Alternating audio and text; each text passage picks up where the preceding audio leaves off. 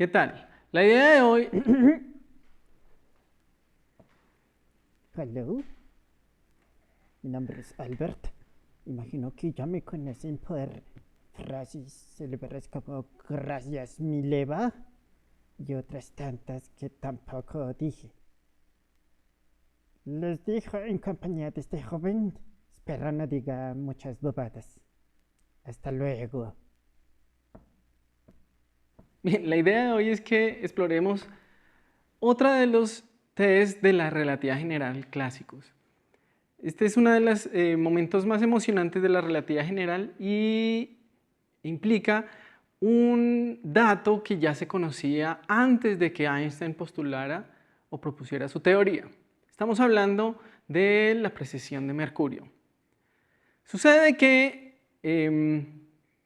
la primera ley de Kepler no es completamente correcta. Sucede que los planetas no se mueven en elipses que se cierran, una órbita que se cierra, sino que en realidad esa elipse se puede estar moviendo, lo que se conoce como la precesión. Para ser precisos, el perihelio, que es la distancia más cercana al Sol, se va corriendo. También se podría hablar del afelio, que es la distancia más lejana, y que es lo que estoy mostrando. Entonces, esta elipse es como si se estuviera corriendo y no se cerrara.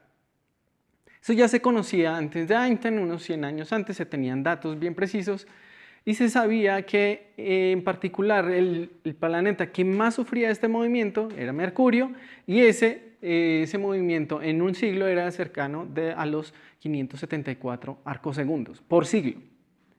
Un valor bien chiquito, pero de todas maneras era una predicción también de la teoría de Newton, que los planetas precesaran y con un increíble aparataje de cálculo, en esa época sin calculadoras, por ejemplo, pudieron predecir ese número, pero les faltaba un 43 arcosegundos.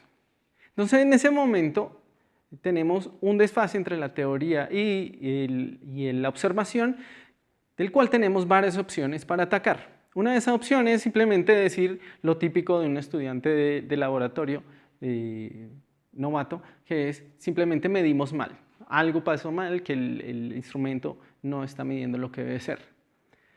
Ahora, eran mediciones que habían realizado varios astrónomos, se sabía que ese desfase existía. No era problema de las incertidumbres experimentales o del mismo procedimiento de medición.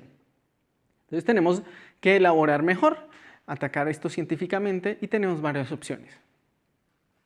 La primera opción es que precisamente puede existir algo más que no estoy considerando.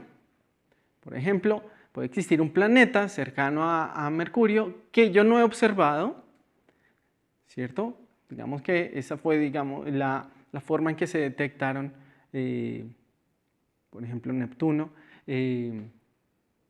utilizando el movimiento de los otros planetas. Se sabe que ellos afectan, entonces yo predigo o postulo que debe existir un planeta extra, que voy a llamarlo Vulcano porque está cerca al Sol, no lo veo, pero afecta el movimiento de Mercurio. No tiene que ser un planeta, puede ser un anillo de asteroides, muy similar al que ya conocemos, que tampoco se ha observado, pero afecta a Mercurio. Esta situación es muy similar a lo que sucede actualmente con la materia oscura, donde vemos la rotación de las galaxias que no se puede explicar con la relatividad general. Entonces puede suceder que no estamos poniendo toda la información, todos los inputs dentro de las ecuaciones para que den una predicción a partir de la relatividad general. Y esto es una de las motivaciones de la materia oscura, pero no es la única. Ahora aquí tenemos algo parecido, tengo una teoría, la teoría universal de la gravitación, quiero que prediga algo experimental, entonces postulo que debe existir algo más. Y ahora una forma mucho más atrevida es pensar que la misma teoría es la que le falta algo. Y entonces aquí estamos ante la situación que la teoría de Newton está cojeando y necesitamos algo extra. Y aquí ya tenemos nuestra propuesta, que es la relatividad de Einstein, y vamos a ponerla a prueba a ver qué tanto puede describir este 43 arcosegundos. Bien, ¿qué es lo que tenemos que hacer? Coger las geodésicas de partículas con masa alrededor de un objeto esférico. ¿Ya tenemos la métrica? Sí, la métrica de Schwarzschild. ¿Tenemos las geodésicas? En algún momento la trabajamos. Y esa geodésica queda de esta forma, donde tenemos el momento angular por unidad de masa, el radio de Schwarzschild y la energía. Recordemos, este epsilon aparece de la deriva de la geodésica para el tiempo. Entonces, esta es la ecuación en términos del tiempo propio del radio. Las otras geodésicas no las estoy escribiendo, pero de hecho son útiles. En particular, igual que hicimos con la luz, vamos a utilizar la geodésica para el ángulo, para escribir todo en términos del ángulo y que el ángulo sea el parámetro para describir las trayectorias. Y de manera análoga, como hicimos con la luz, vamos a definir una variable que es el inverso del radio. Además, un parámetro que va como el radio de Schwarzschild y el momento angular por unidad de masa. Con las unidades que estoy trabajando, el momento angular por unidad de masa tiene unidades de longitud. ¿Okay? Entonces, si yo utilizo esto y reemplazo aquí en esta ecuación, voy a tener una ecuación para U, en términos del radio de Schwarzschild, el parámetro que estoy definiendo y la energía por unidad de masa. Bueno, y el momento angular.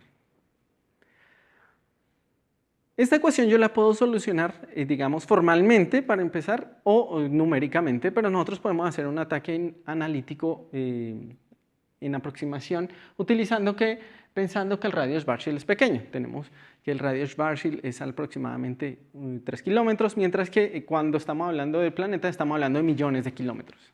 Así que este radio de Schwarzschild lo voy a considerar pequeño y voy a hacer una expansión, una solución perturbativa, donde considero que hay una parte que domina y otra parte que es del orden del radio de Schwarzschild.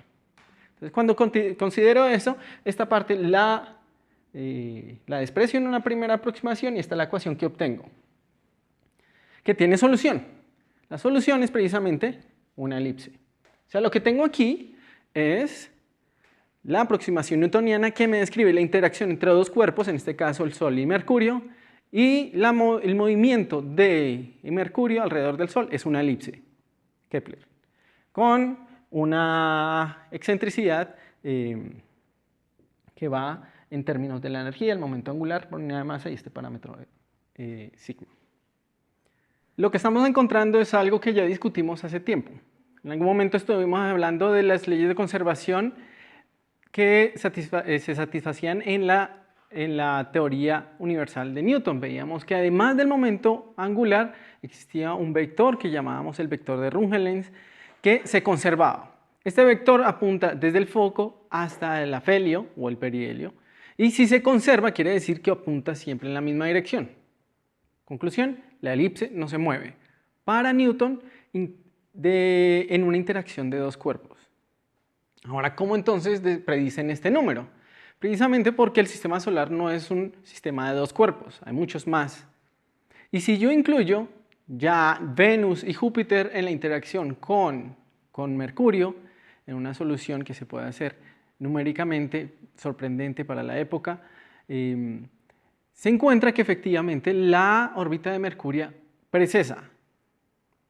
Entonces, para predecir casi que todo este valor, hay que incluir a Júpiter y Venus en las ecuaciones con la teoría universal de la gravitación de Newton.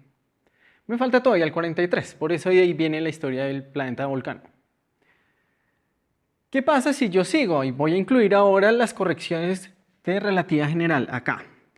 Y entonces voy a hallar este señor. Cuando incluyo la siguiente orden en RS, lo que encuentro es esta ecuación.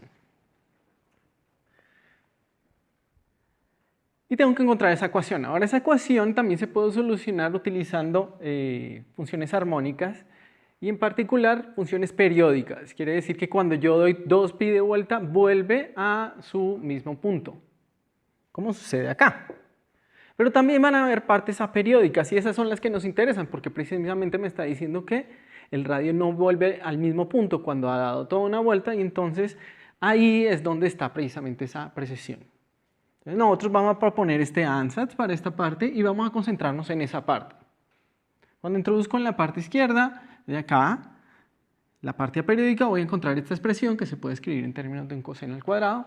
Y en la parte derecha, en cambio, voy a dejar solamente este término. Hay otros términos cuando yo expando eso. Pero esos términos no los voy a describir con la parte aperiódica, vienen a ser descritos o explicados con las partes periódicas que no voy a concentrarme, ¿listo? Entonces no voy a pensar en este ni tampoco en este 1, pero la parte que viene con el coseno cuadrado sí se puede explicar con este. Ahora comparando, pues veo y tengo una solución para la amplitud, que es una predicción de la relatividad general, nuevamente.